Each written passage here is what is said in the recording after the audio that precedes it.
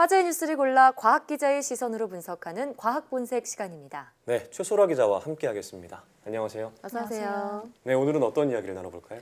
네, 지난 25일이었죠. 제2 윤창호법이 처음 시행됐습니다. 음주운전의 처벌을 강화하는 윤창호법은요, 지난해 이 12월에 시행이 된 거고요. 예. 이번에는 이 음주운전의 기준을 강화하는 이 법이 시행이 된 겁니다. 오늘은 네. 이런 음주에 관련한 소식 준비했습니다. 네, 제1 윤창호법이 음주운전 사고로 최대 무기징역까지 구형하는 것을 골자로 한다면 이번에 시행된 제2 윤창호법은 음주운전 단속 기준을 강화한 것이죠. 어떻게 기준이 바뀌었나요? 네, 이 바뀐 법에 따르면요, 면허 정지되는 기준은요, 기존의 혈중 알코올 농도가 0.05% 이상이었는데 0.03% 이상으로 강화가 됐고요. 네. 예. 면허 취소 기준은요, 0.1% 이상에서 0.8% 이상으로 강화가 됐습니다.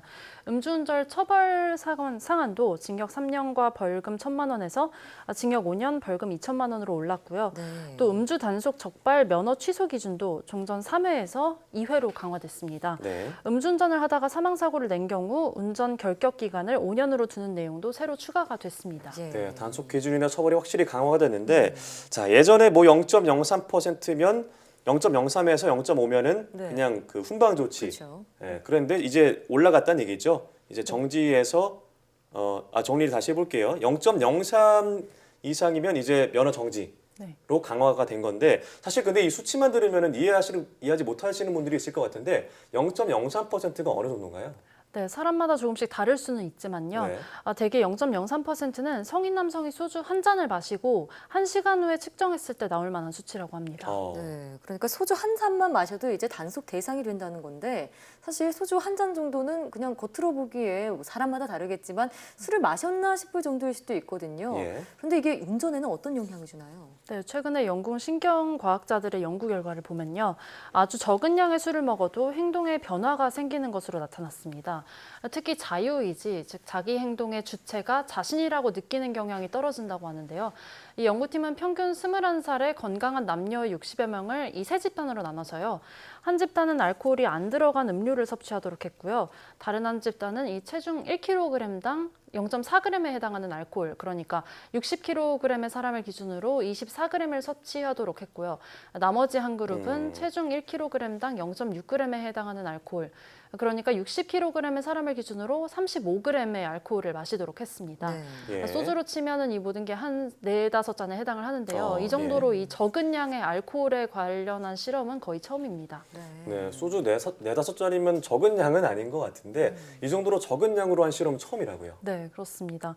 이 세 경우 모두 미국과 캐나다, 영국에서 합법적으로 운전대를 잡을 수 있는 이 알코올 수치입니다. 그래요? 네, 연구팀이 참가자들의 주체성, 그러니까 행동을 얼마나 주체적으로 하는지 자유의지를 측정한 방법이 좀 독특한데요. 예. 신경과학계에서 자유의지를 측정할 때 사용하는 방법입니다. 이 복잡한 실험을 간단하게만 설명을 하면요. 실험을 시작하기 전에 초시계를 앞에 두고서요. 네. 참가자들이 원하는 시간에 버튼을 누르도록 했다고 합니다. 네. 그래서 참가자들의 이 반응 속도를 개개별로 측정을 했고요. 또 특정 소리를 들려준 다음에 이 소리가 정확히 언제 들렸나 표시하도록 해서 이 소리에 대한 사람들 개개인의 반응 속도를 측정을 한 겁니다. 그러고 나서 버튼을 누르면 0.25초 후에 소리가 들리도록 이 조작한 실험에 투입을 했는데요. 네. 참가자들은 자신이 버튼을 언제 눌렀는지 또 소리는 언제 들렸는지 2번 모두 기록을 해야 합니다. 네. 자유의지를 측정하는 실험 방법이라고 하셨는데 좀 독특하네요. 네. 결과는 어떻게 나왔나요? 네, 연구팀은 이 실험들을 각각 30번씩 반복을 시켰다고 하는데요. 이 술을 먹은 사람은요, 술을 먹기 전보다 자기가 버튼을 누른 후에 이 들리는 소리를 더 앞당겨서 적었다고 합니다. 예. 그러니까 실제로 소리를 듣고 반응한 게 아니라 뭐 이때쯤 소리가 울리겠지 하고 감으로 맞췄다는 겁니다. 신경과학계는 이런 결과를 자유의지가 떨어져 있는 현상으로 해석을 했습니다. 그러니까 이번 실험에서는 술을 먹었더니 본인 의지가 아닌 행동을 하는 경향이 높았다는 겁니다. 근데 앞서 말씀하신 대로 뭐 미국, 캐나다, 영국의 음주운전 단속 기준이 이 정도라고 했는데 네. 그럼 좀 관대하지 않나 싶은 정도인데 좀 위험하지 않나요, 운전할 때? 네, 그렇습니다. 특히 이 운전대를 잡을 때 고속도로에 가는 경우가 있잖아요. 네. 그럴 때 시속 100km 이상으로 달리는 경우가 많은데요. 예.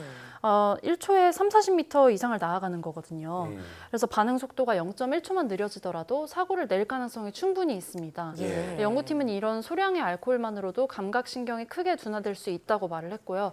운전 능력도 충분히 평소보다 떨어질 수 있으니까 이 음주운전 단속 기준을 강화해야 한다고 지적을 했습니다. 예. 술을 한 잔이라도 마셔도 자신의 의지와는 다른 행동을 할 수 있는 가능성이 높아진다고 하니까요.